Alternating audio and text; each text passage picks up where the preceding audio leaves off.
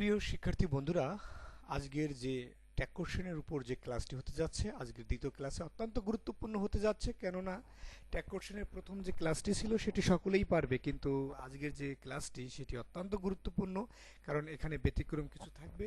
তো চলুন আজকের ক্লাসে কি কি থাকছে। Hardly, scarcely, barely, rarely, seldom, few, little, nothing, never, to dot dot to এগুলো নেগেটিভ শব্দ, তাই ট্যাগ করার সময় নেগেটিভ হবে না। শিক্ষার্থী বন্ধুরা, এগুলো হচ্ছে নেগেটিভ শব্দ, তাই যখন আমরা ট্যাগ কোশ্চেন করব তখন আমরা সেটি নেগেটিভ করব না।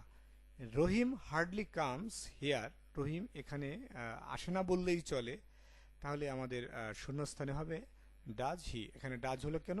যেহেতু এখানে ভার্বের কামস আছে, আমরা জানি ভার্ব সিঙ্গুলার হলেই কেবলমাত্র এস থাকে, এবং এস থাকলেই সেক্ষেত্রে আমরা ডাজ ব্যবহার করব, এবং রহিমের প্রোনাউন হি।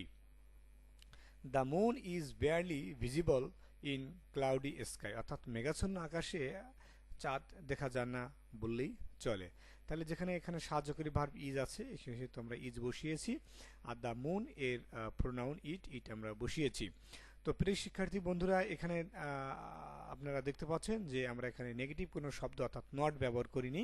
কেন নট ব্যবহার করিনি? কারণ এগুলো নিজেই নেগেটিভ শব্দ, তাহলে ট্যাগে কখনোই নট ব্যবহার করা যাবে না।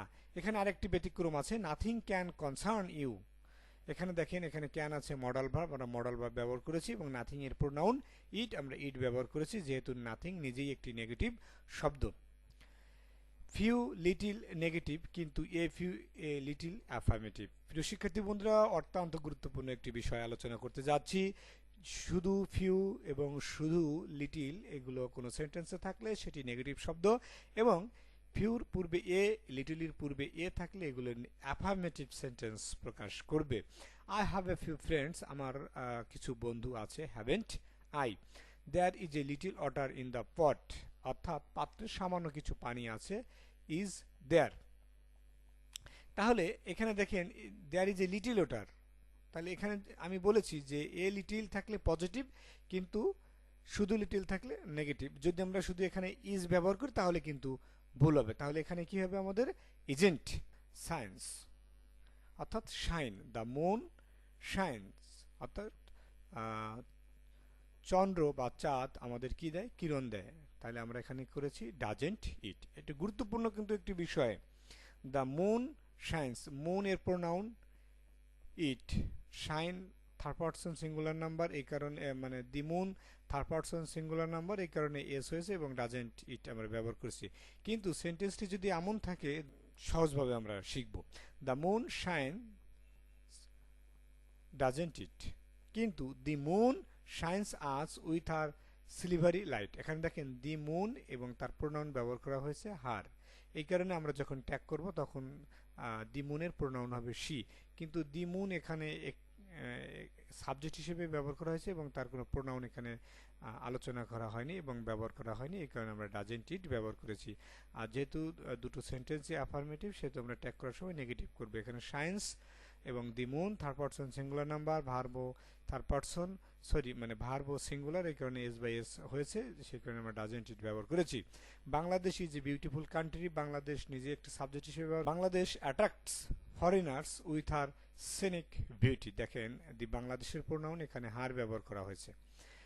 গুরুত্বপূর্ণ বিষয়, দি বাংলাদেশের প্রোনাউন হার ব্যবহার করা হয়েছে, এখানে আমরা ডাজেন্ট শি ব্যবহার করেছি। কিন্তু the Padma is a big river, এখানে দি পদ্মার কোনো প্রোনাউন ব্যবহার করা হয়নি। পদ্মা একটি বড় নদী, বা পদ্মা একটি বড় নদী, এখানে isn't it.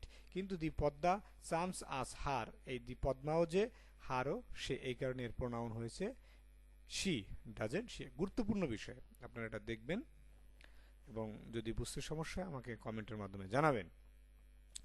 Most of the people, some of the people, all of them, very few students, very few boys and girls, এদের প্রোনাউন দে হয়। যখন আমরা ট্যাগ করব তখন এদের প্রোনাউন আমরা কি ব্যবহার করব?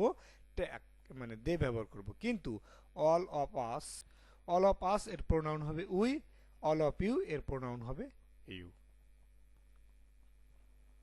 Most of the people in Bangladesh, বাংলাদেশের অধিকাংশ মানুষ বা জনগণ আর পুয়ার।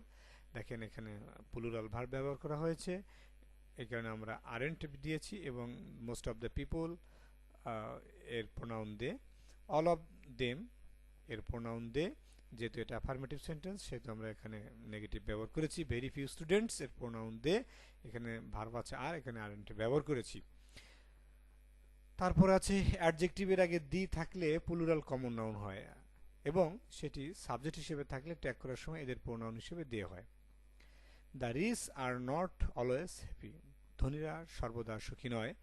দি রিচ নিজে একটি অ্যাডজেক্টিভ আমরা জানি এবং অ্যাডজেক্টিভের আগে যখন দি ব্যবহার করা হয় তখন পৃথিবীর সমস্ত ধনী ব্যক্তিদেরকে বোঝানো হয়েছে।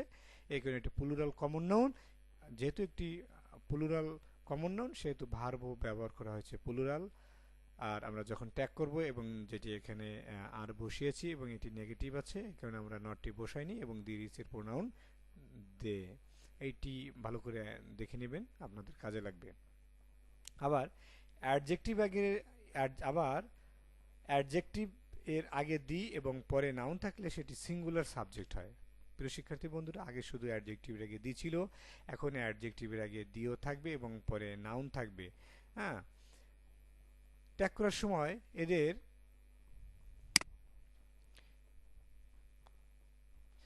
প্রোনাউন ও সিঙ্গুলার হয়। যখন আমরা ট্যাগ করব তখন এদের প্রোনাউনটা কি হবে? সিঙ্গুলার হয়। দ্য রিচ ম্যান, ধনী লোকটি, must be helpful to the poor, অর্থাৎ ধনী লোকটি গরিবদের জন্য খুবই উপকারী হবে। তাহলে এই দি রিচ ম্যান নির্দিষ্ট করে বোঝানো হয়েছে, তাহলে একটি সাবজেক্টটি অবশ্যই singular.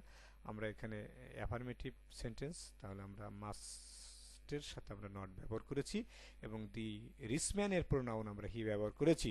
The poor are always happy, the poor, দেখেন এটি কিন্তু সমস্ত গরিবদেরকে বোঝানো হয়েছে, তাহলে এটি প্লুরাল কমন নাউন, এই কারণে আর ব্যবহার করা হয়েছে আর এন্ড দে। কিন্তু দ্য পুয়ার পিপল, গরিব মানুষেরা, আর অলওয়েজ হ্যাপি, এখানেও কিন্তু গরিব মানুষদের বোঝানো হয়েছে, আপনারা বুঝতে পারছেন। আর and the rule 18, sentence with the. আমরা জানি ডি থাকলে আমরা উডও মনে করতে পারি, হ্যাডও মনে করতে পারি, এবং এস থাকলে আমরা ইজও মনে করতে পারি, আমরা হ্যাজও মনে করতে পারি। তো প্রিয় শিক্ষার্থী বন্ধুরা, কোন সেন্টেন্সে আমরা ডিকে আমরা উড এবং হ্যাড মনে করব এবং কোন সেন্টেন্সে ইজকে আমরা এসকে আমরা ইজ এবং হ্যাজ মনে করব। Subject plus D plus V on থাকলে ট্যাগ করার সময় ভার্ব হবে উড। ডি এর পরে যদি ভি অন থাকে তাহলে আমরা এই ডিটাকে আমরা উড মনে করব এবং ডি এর পরে ভি টু অথবা ভি থ্রি থাকলে আমরা ট্যাগ কোশ্চেনে ভার্বে আমরা হ্যাড ব্যবহার করব। এখানে দেখেন I D submit my assignment, তাহলে ডি এর পরে যে সাবমিট আছে এটা ভার্বের প্রেজেন্ট ফর্ম, এই কারণে আমরা এই ডিটাকে আমরা উড মনে করে আমরা নট ব্যবহার করেছি, উডেন্ট আই। এবং তারপরে সেন্টেন্সে আছে আই ডি সাবমিটেড, এটা ভার্বের ভি1 এবং ভি3 একই সাথে প্রকাশ করে মাই অ্যাসাইনমেন্ট, এই কারণে আমরা এই ডিটাকে আমরা হ্যাড ব্যবহার করেছি। তো প্রিয় শিক্ষার্থী বন্ধুরা, আজকের ক্লাসটি এই পর্যন্তই ছিল। যদি আজকের ক্লাসটি ভালো লাগে তাহলে লাইক, কমেন্ট, শেয়ার করতে ভুলবেন না। সবাইকে ধন্যবাদ।